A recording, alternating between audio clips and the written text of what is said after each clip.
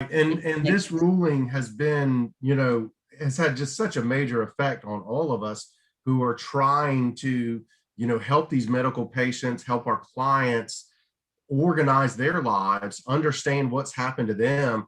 And it seems so foreign to me, that people through their attorney can't get their own medical records and bills under a clearly stated law, and that the court makes this delineation between you and your attorney. To me, it raises so many fundamental rights to counsel and so many things that I find objectionable to say, hey, if I can get my medical records and bills, why can't my attorney? Why is my attorney, getting charged a fee for this? Your attorney is in a separate industry, the same way that, let's say, a third party medical billing company is a separate industry, but that's how they want to treat us in this.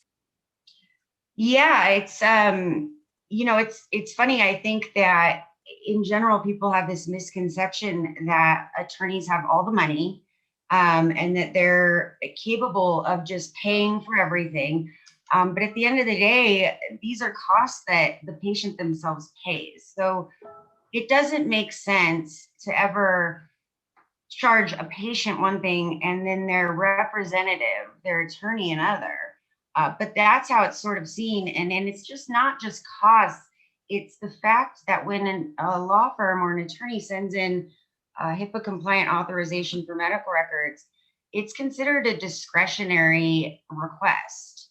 So it could, technically, they can put everything you send in the shredder. But when a patient requests their own records, there's a mandatory response.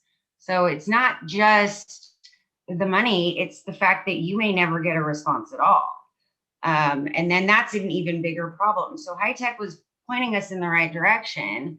And somehow the laws that are good and fair and righteous have been destroyed by this one case that is completely the opposite of what the public policy behind these laws are.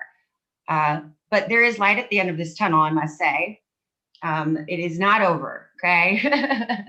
Yeah, absolutely. Let's get to that. What's kind of more the current status and where do we see things going from now? So right now we're in this sort of limbo area where a good regulation was passed. We all know there's sort of your pot of gold, not easy to find, but we get a good regulation that empowers patients, that lets everyday citizens have a right to their medical history without exorbitant fees. And then you get a court that strikes that down on procedural, if I'm sort of interpreting that right, Melanie. Okay. And you are the expert on this. I'm a car wreck guy, but you are the ones who deals with this special area. But they strike it down saying procedurally, the federal government didn't go through the right steps to do it, so therefore it's invalid. And then that gets struck down. So are we back to where we were before high tech was ever passed? Is there new regulation? And spoiler, there is, that's going to be coming out soon.